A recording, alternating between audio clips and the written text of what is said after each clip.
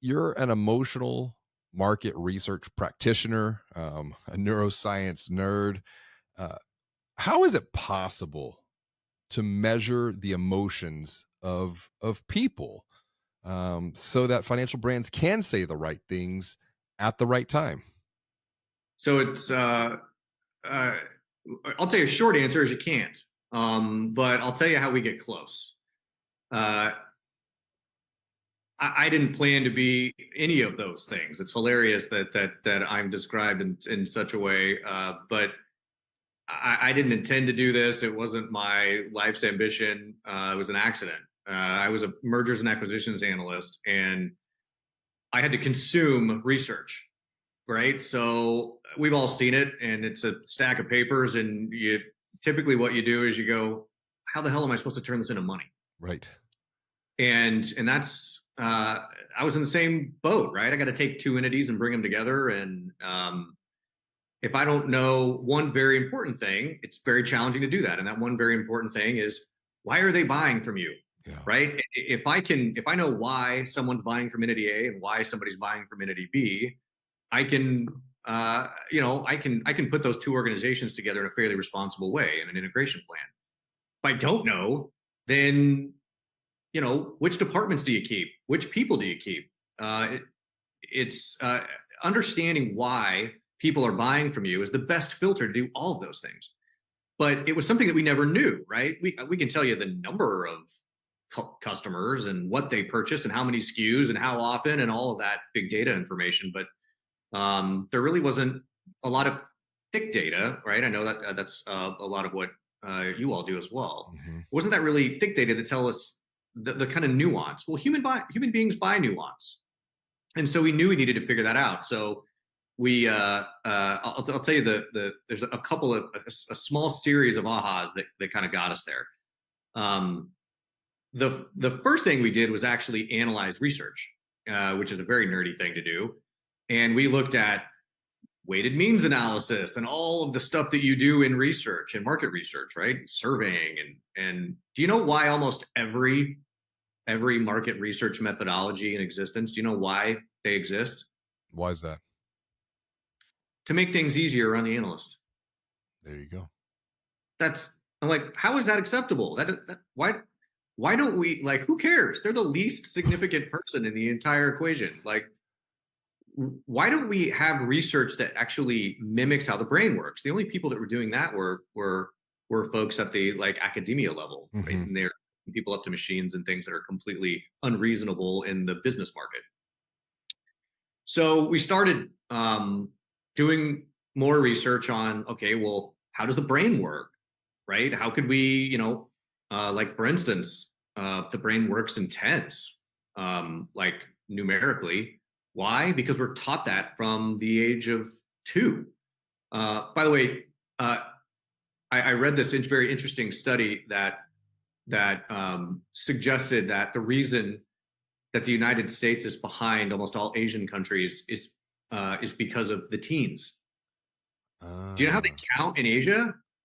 Like they count like 1, 2, 3, 4, 5, 6, 7, 8, 9, 10, 10, 1, 10, 2, 10, 3, 10, 4, 10, which makes sense because it's 21, 22, 23. right. But we invented 11 and 12 and 30. Like, why the hell do these numbers exist? Doesn't make any sense.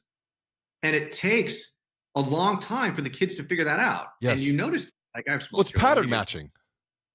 right, and we interrupt the pattern. Yeah. And they say it's 6 months to a year that we lose Huh. in the ability to process math because of the teens. It's like that's so bizarre. Anyway, so we start researching weird stuff like that, trying to figure out how does the brain learn, how can we study things, and we ran across this really cool book called Descartes' Error, and it's written by a guy named Antonio Damasio, who is now extremely famous for figuring this out.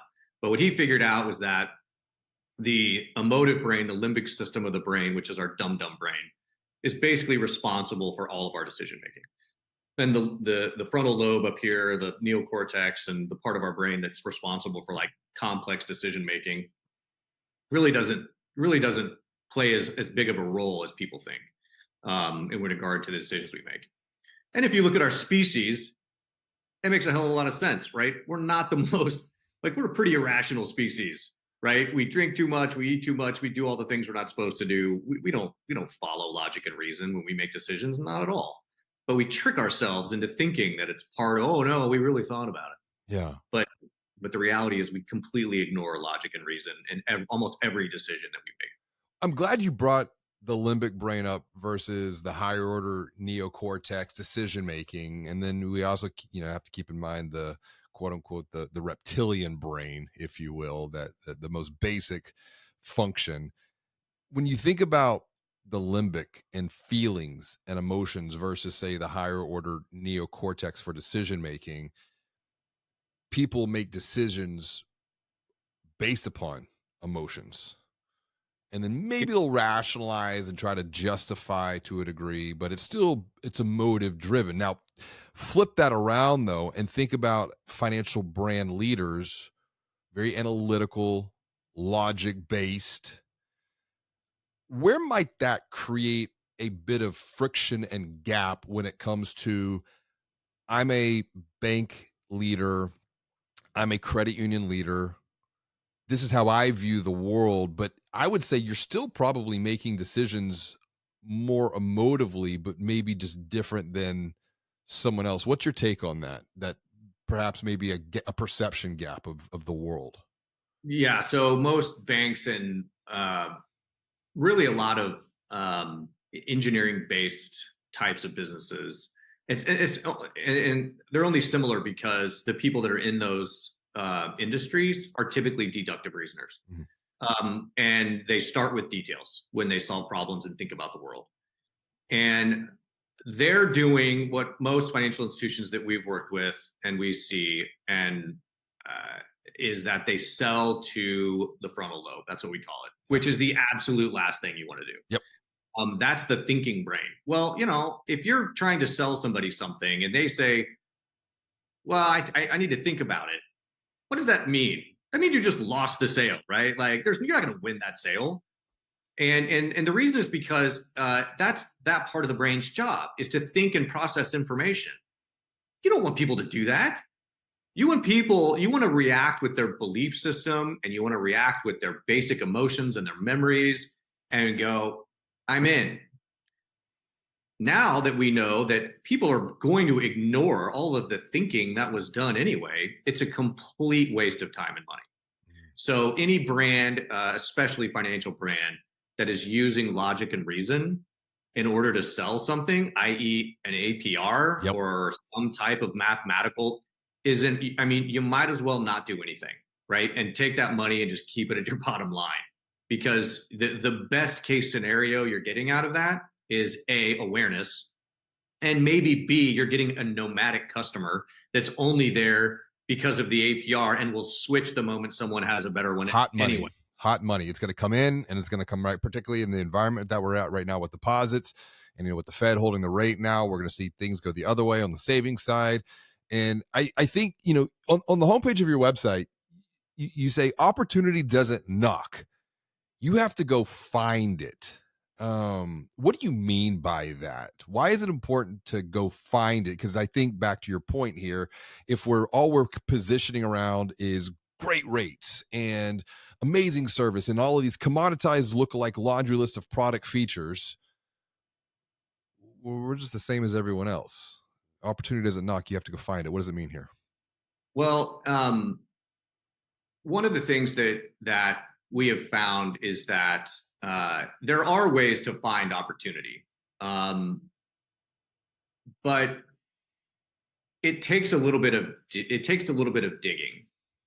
And when I said earlier that human beings find nuance, we found that to be true in almost every instance. We've worked in every industry imaginable, and it seems insulting to say to a bank, "Hey, if you can make like if you can bake someone a cookie and give them a cookie when they walk in, that's the best thing you can do to retain a customer."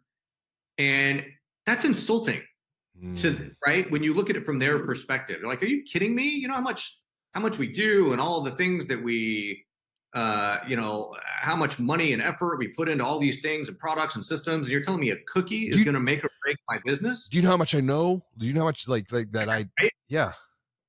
But the reality is that's it. And it's hard to really know that. So you need to have someone that knows how to go dig through your population and find those nuances, because it's not just, it can be anything, really. Right? I always say the golden rule of marketing is you don't have to be better than anyone at anything. You just have to be different. Yeah. And then find some kind of a difference that creates emotional resonance.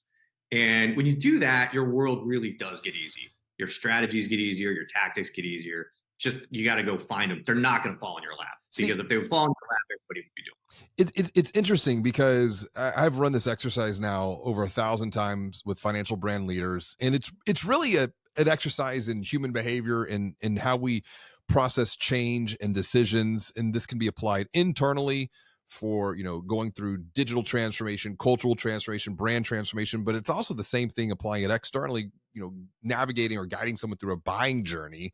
And I ask these leaders, I'm like, listen, there are 4 steps that people go through. They have to see things differently. When you see different, you're going to start to think about things differently. When you see different and think different, well, what's going to happen next? And the financial brand leader will say, well, I'm going to be different. I'm going to act different. I'm going to do different. I'm like, well, are you really going to do that?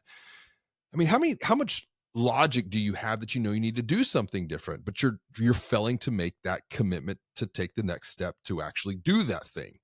And they pause and they ponder and they're like, yeah, you're probably right. So I said, we're in agreement that to bridge the gap between thought and action, you have to have something. They said, yes. Well, what is it? I don't know. So I say, it's feeling, it's emotion, it's the desire, the feeling, the emotion to take those next steps has to be greater than the desire, the feeling, the emotion to maintain the status quo. How do you